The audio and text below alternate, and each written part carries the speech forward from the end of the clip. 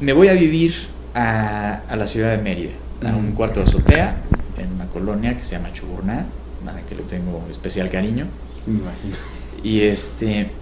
Y bueno, pues encontré ahí en el súper que vendían agua que te había pasado por ósmosis inversa y carbón activado y rayos ultravioleta, y encontré una señora muy linda que me adoptó como sobrino y me daba de comer, y tenía ella manera de conseguir cosas orgánicas, y me apoyó mucho. Y encontré pues que el aire de Mérida es muy limpio y hace calorcito y está casi a nivel del mar, mucho calor.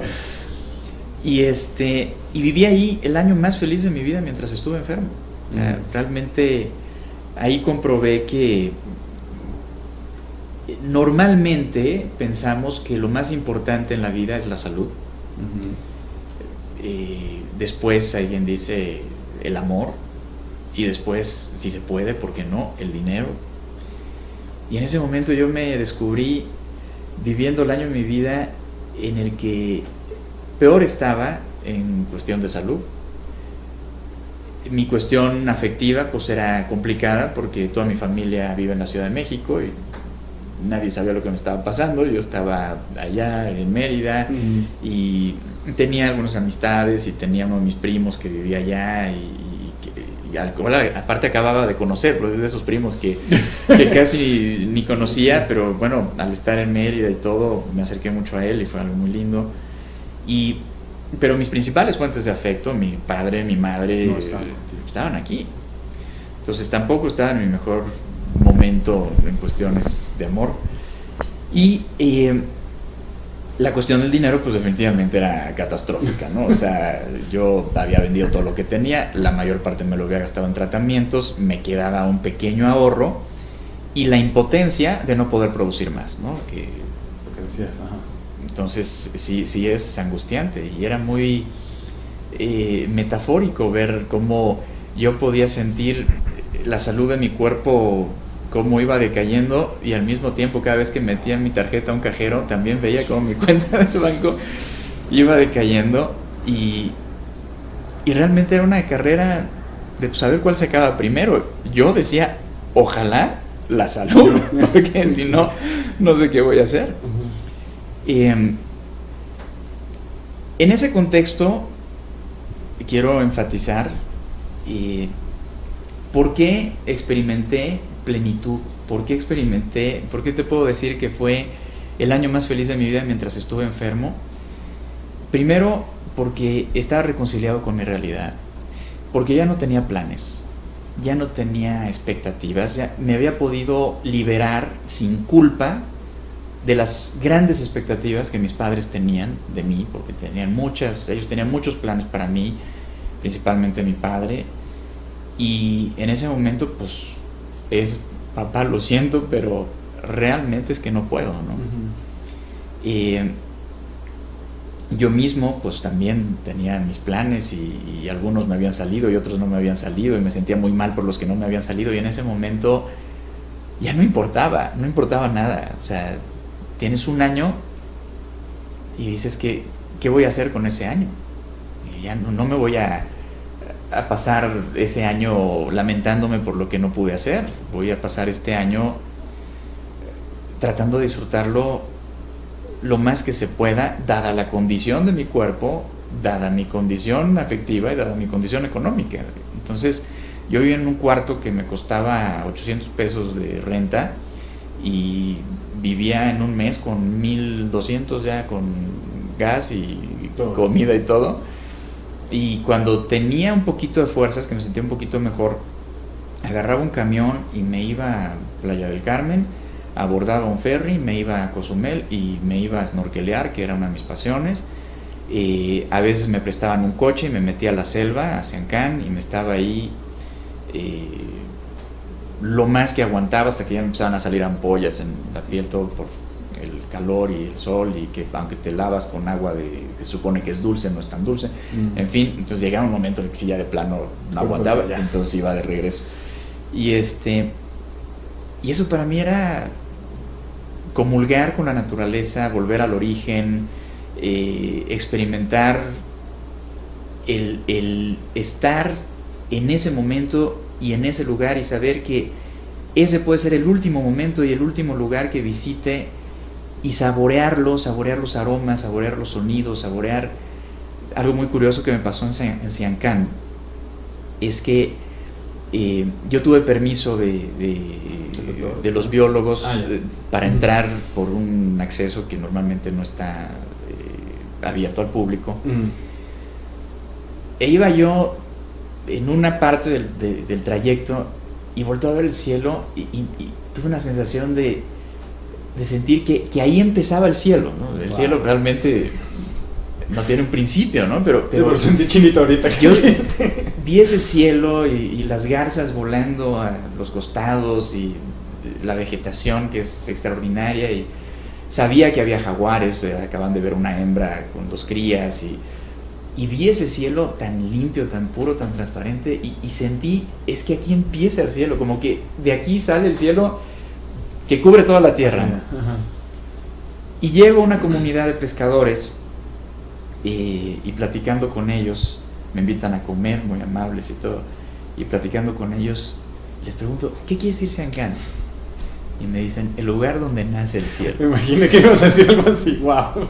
Y realmente fue un año mágico, fue un año mágico, fue un año de despedida, de una despedida muy dulce, de una despedida llena de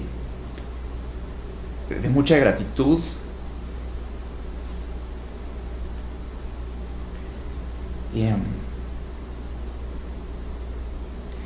de mucha reconciliación, de sentir que estaba haciendo servicio para mis padres, al no angustiarlos antes de tiempo, de compartir lo que había aprendido en mis viajes, en mis tratamientos, en mis terapias, con la gente que tenía a mi alrededor, que hice amigos muy queridos.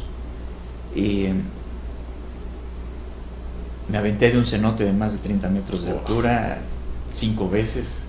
No, y realicé muchos sueños, la verdad, muchas cosas que yo creo que si no hubiera llegado a ese parteaguas, no hubieras hecho. Los hubiera dejado para después, ¿sabes? Eso es dejar para después que nunca haces.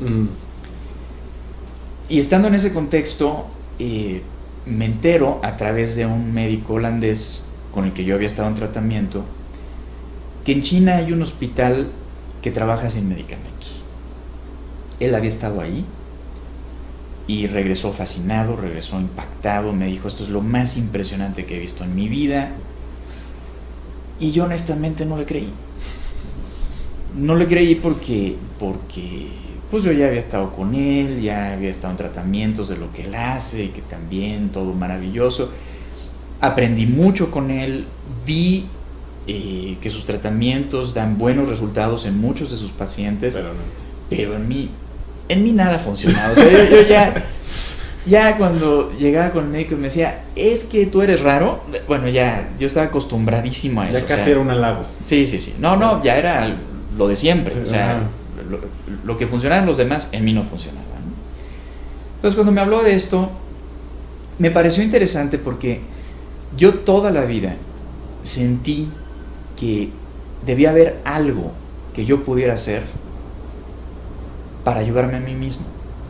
O sea, esta impotencia del paciente, que qué bien está usada esa palabra, porque pareciera que uno no juega en esa lucha por recuperar la salud, ¿no? O sea, el enfoque es, tú estás enfermo, deja ver qué hace la medicina en ti, ojalá que llegues con un buen médico que pueda diagnosticarte y pueda darte lo que necesitas, pero tú lo único que puedes hacer es tomarte la pastillita o ponerte para que te operen o ponerte para que te inyecten, que te abramos, ¿no?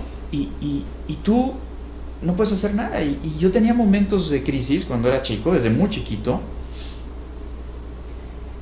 que yo, cuando estaba en el dolor y en la desesperación, le pedía a Dios que me ataque un león, porque un león por lo menos puedo meter las manos, puedo tratar de defenderme, pero ¿cómo me defiendo contra unas criaturas microscópicas que me están destrozando por dentro y me están fastidiando la vida. O sea, ¿qué golpe les das? ¿Qué patada? ¿Cómo los tacleas? ¿No? Claro, O sea, no no hay nada. forma. Ajá. Pero dentro de mí decía, es que no, esta es una mala broma en la vida. O sea, no puede ser que no haya algo que yo pueda hacer para ayudarme. Tiene que haber algo, ¿no? Ahorita que dijiste eso, ¿llegaste a odiar a Dios o a la vida en un momento? No, nunca. Pero sentiste esa parte de la mala broma de la vida. Sí, tuve muchos momentos de enojo, tuve muchos momentos de desesperación, pero fíjate que de odio no, yo creo que, no sé si es por educación o soy muy afortunado, pero creo que eso nunca lo he sentido. Y a lo mejor he tenido razones para sentirlo, pero nunca lo he sentido. Y bueno, lo que sí es que perdí la fe por completo. O sea, llegó un momento en el que ya no tenía fe ni en las matemáticas. Sí, ¿no? Me tocó llegar con médicos, científicos, médicos que me decían, es que si tú no crees que te vas a curar, no te vas a curar. Yo me quedaba viendo y les decía, pues muchas gracias, ya aquí se acabó mi tratamiento, ¿no? Porque yo viví 20 y tantos años creyendo que me iba a curar y de todas formas no me curé. Claro. Entonces llega un momento en el que se te acaba la fe y no te debes sentir culpable por eso. O sea, no es que seas una mala persona, ¿no? Uh-huh. Que en nuestro país, quienes claro, tuvimos una formación católica, tenemos ese concepto muy incrustado y muy instalado desde el sistema operativo básico, ¿no? Pero lo superé, ¿no? Realmente lo superé sin sentimientos tóxicos, ¿no? Simplemente un día dije, esto que yo he pensado toda mi vida que es, yo creo que no funciona así, funciona de otra manera. Y algo muy interesante que me pasó es que justo el momento en el que yo tomo la decisión de hacerme responsable de mi salud, yo ya tenía algunos años de no leer la Biblia. Yo de chiquito leía mucho la Biblia. Uno de mis mejores amigos era el sacerdote de mi iglesia. Uh-huh. Yo fui un adultito, de todos mis hermanos más grandes que yo, y uno de mis amigos era el padre de la iglesia. Me llevaba súper bien con él, me encantaba que me platicara de Dios y leía la Biblia y me explicaba y demás. Pero ya para mis 20 y tantos años había dejado de leerla algún tiempo atrás. Y el día en el que decido no llevar el cuerpo al doctor como llevaba el coche al taller, me llama la atención algo que había leído y había oído toda mi vida, pero que nunca me había hecho ese clic. En la Biblia se habla de que Jesús cura. Y se plantea de dos maneras, según el evangelista. Hay evangelistas que hablan de ese fenómeno hablando de Cristo en tercera persona. Entonces él llegó al pueblo y se le acercó el enfermo y el enfermo lo curó. Y Cristo lo curó. Sí. Pero hay otras partes del evangelio en donde el evangelista cita las palabras textuales de Jesús ante el fenómeno de que Jesús curaba. Uh-huh. Y curiosamente, cada vez que se citan las palabras textuales de Jesús, Jesús decía, yo no te curé, fuiste tú. Y yo estaba en la peor crisis de mi fe cristiana, pero de todas formas fui a tomar la Biblia y dije, a ver, nada más quiero comprobar que esto que me estoy acordando sí sea cierto. Y sí, efectivamente encontré los pasajes y para mí fue un elemento de alguna manera que validó lo que estaba sintiendo. O sea, lo que estaba sintiendo en ese momento es, ya no voy a pedir que me curen, ya no voy a pagar porque me curen, ya no voy a confiar en que me curen, me voy a poner a trabajar por curarme. Y repito, llegó un momento en el que el curarme o no ya no era lo más importante, era aprovechar la vida, como sea, mientras esté. Y esa fue mi gran lección, y sigue siendo mi gran lección. O sea, ese, siento yo, sigue siendo mi gran aprendizaje. El que hoy esté curado, el que hoy pueda dedicarme a compartir lo que yo hago y todo, eso para mí ya es tiempo extra, es muy bonito, lo agradezco mucho cada día, pero la gran lección sigue siendo esa. Y esa nadie te la quita. Sí. Claro. Y bueno, pues cuando este amigo me habla de este hospital, en donde no se usan medicamentos, en donde la gente no se le considera paciente, sino alumna, la gente no va a que la curen, sino a aprender a curarse. Pues aunque no creí ni me llamó gran cosa la atención, pero me movió esa inquietud que yo había tenido toda la vida. Ahí lo que se estudia es qué puedes hacer tú por ayudarte a ti, sin pastillas, sin agujas, sin hierbas, sin dietas especiales, sin aparatos, sin tú, con tu cuerpo, con esa mente con la que viniste al mundo, con esa capacidad de experimentar emociones, sensaciones, sentimientos. ¿Cómo puedes manejar esos elementos para ayudarte a ti? Al grado de que puedas transformar tus tejidos, que puedas regenerar tus órganos, que puedas recuperar facultades perdidas del cuerpo o despertarlas por primera vez aunque hayas nacido sin ellas, ¿no? Y sonaba demasiado espectacular, ¿no? Demasiado bueno para ser cierto. Una gran parte del trabajo de estar experimentando plenitud en ese momento de mi vida consistía en haberme reconciliado con mi situación, como te lo dije antes. Entonces, de pronto, abrir una ventana de esperanza para un paciente que dijo, ya me cansé, ya entendí que ya me voy, estoy bien, no es fácil. No es fácil. O sea, una persona que ya intentó de todo, que ya está cansada, que ya sabe que ya se va y que está bien con eso, de repente le dices, oye, ¿por qué no pruebas esto? Y lo veo yo todavía hasta la fecha con muchos de mis alumnos, te dicen, ya no, a lo mejor sirve, pero yo ya no quiero más. Y esa fue mi primera respuesta ante esta información.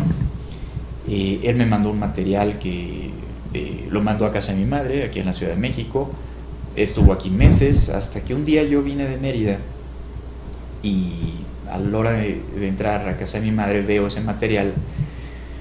Todavía con cierto temorcito abrí el sobre y saqué un video.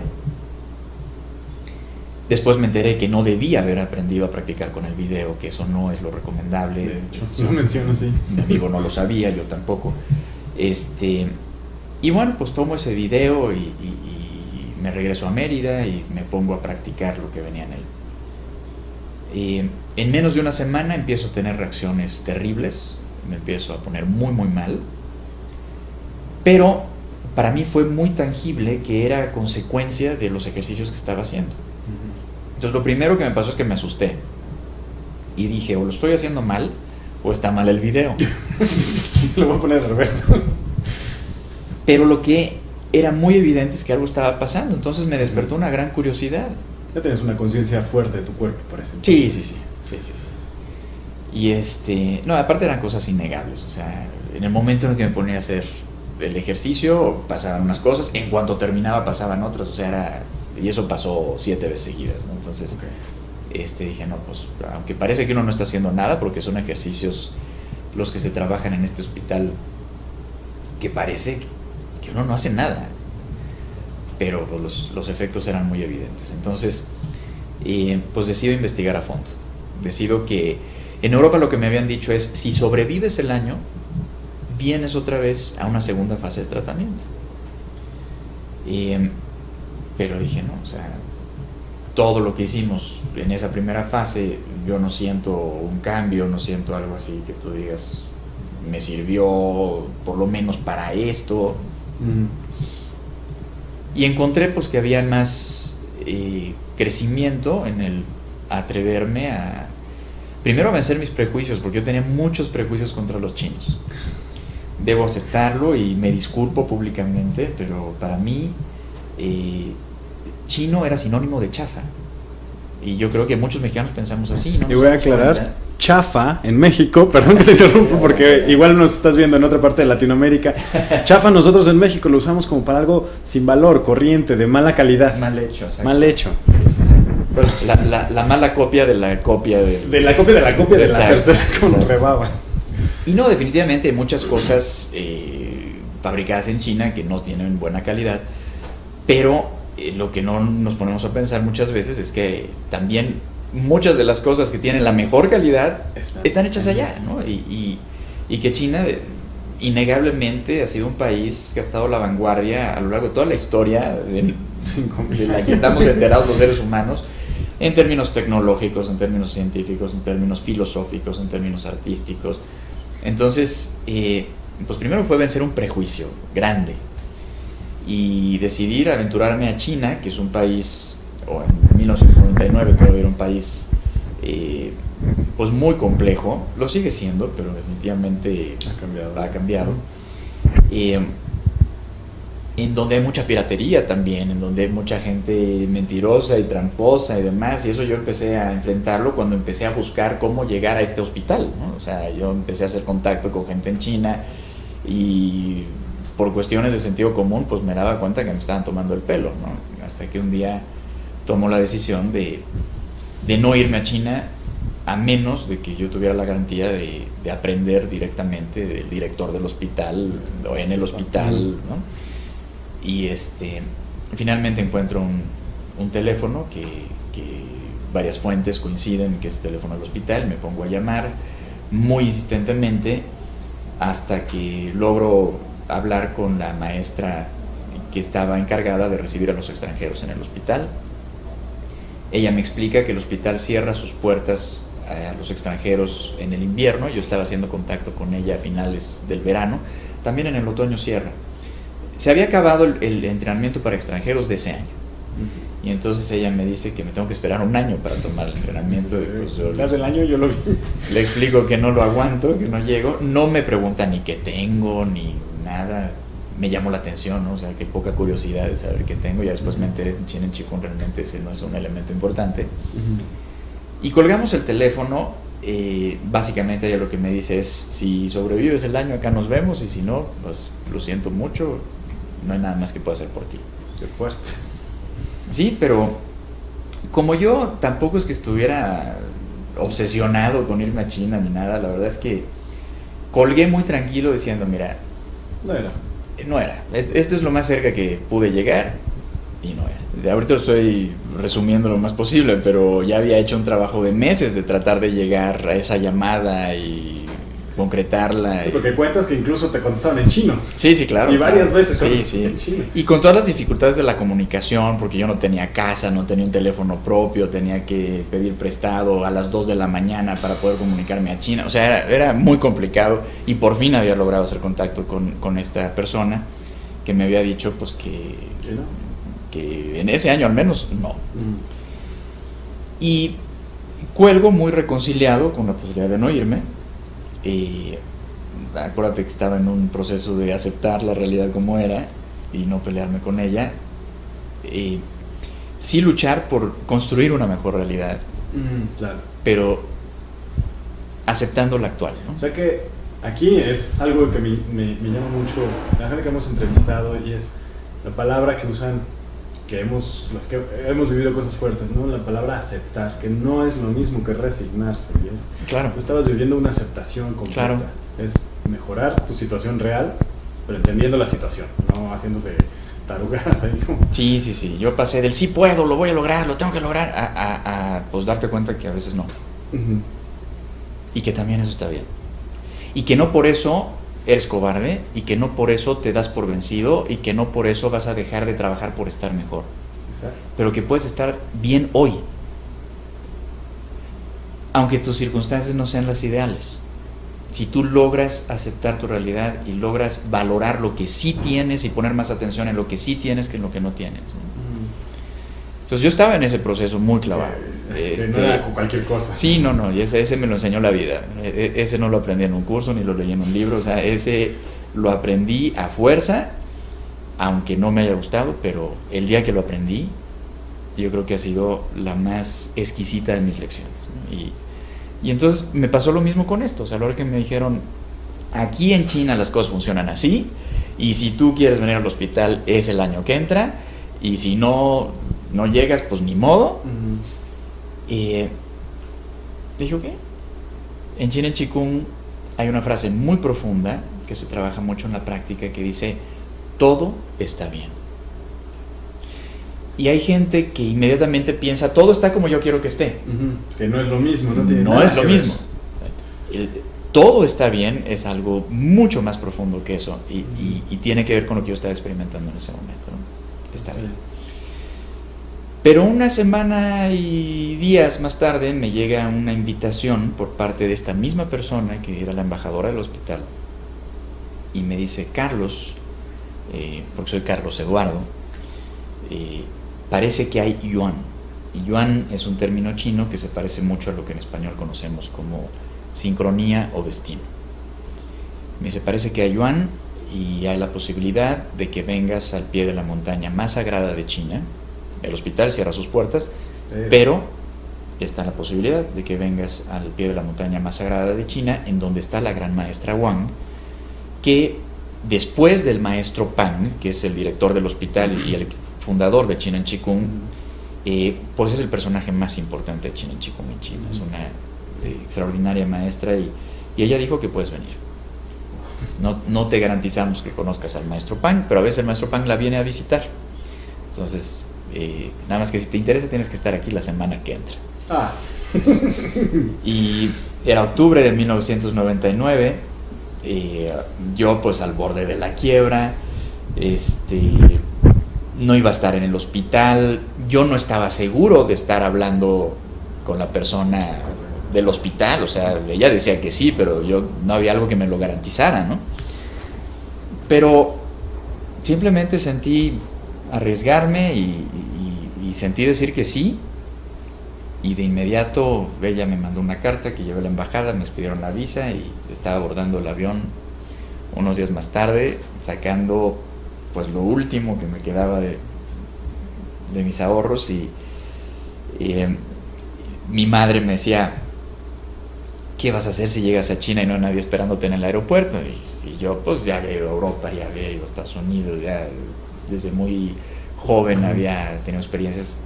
Le dije: madre, pues me iré a un hotel, claro, veré qué hago, sobrevivo, no te preocupes, ¿no? Pero cuando llegué a China entendí que el temor de mi madre sí tenía fundamento. A mí me tocó llegar al aeropuerto antiguo de Beijing, que nada tiene que ver con el aeropuerto actual de Beijing, que es una belleza. No, el aeropuerto antiguo de Beijing sí era... de miedo. Sí, de miedo. 30 y tantas horas de viaje, incómodo, enfermo, débil, todavía mis papás no sabían lo que me estaba pasando, yo no sabía si ahí se iba a terminar la historia, o sea, difícil, ¿no? Y salgo a donde está la gente esperando a sus pasajeros y veo a una jovencita con un letrero blanco con letras rojas que lo está sosteniendo así y dice: Welcome Carlos to China. Y pues yo me acerco a ella para darle un abrazo y ella me pone la mano, me empieza a corregir mi postura, me pregunta que cuánto dinero llevo, y fue un shock, pero muy pronto me doy cuenta que si no hubiera estado ella esperándome ahí, de veras, yo creo que hubiera terminado en la comisaría, esperando a que llegara alguien, no sé cuántos días, que hablara inglés, o alguien de la embajada de México, no sé qué hubiera pasado, porque era increíble, no había un ser humano que hablara inglés, no había un solo letrero con una letra como la nuestra, todo el mundo te ve con cara de sospechoso, lleno de militares, el aeropuerto armados, con cara de pocos amigos, o sea, sí, dije, no, qué bueno que sí está. Me hiciste recordar el de Rusia, y sí, ahora me imagino en tu situación mucho más difícil. Sí. Pero bueno, finalmente abordamos un camioncito que nos llevó a un hotel también, tenebroso. Pasé mi primera noche en China y confrontado, pues el tema de la limpieza muchas veces no es muy similar a nuestro, entonces sí, incómodo, preocupado, una pelea de pandilleros así como de las películas de la mafia china ahí abajo de la ventana del hotel, se van a meter, ¿qué va a pasar aquí? O sea, no, tremendo. Y en la mañana llega la maestra a mi cuarto y me dice: vamos a conocer Beijing. Como que, ¿cómo? Y yo me quedo así, ¿cómo que vamos a conocer Beijing? Yo no vengo de tour, ¿no? Yo Sí, no. vengo a luchar por mi vida.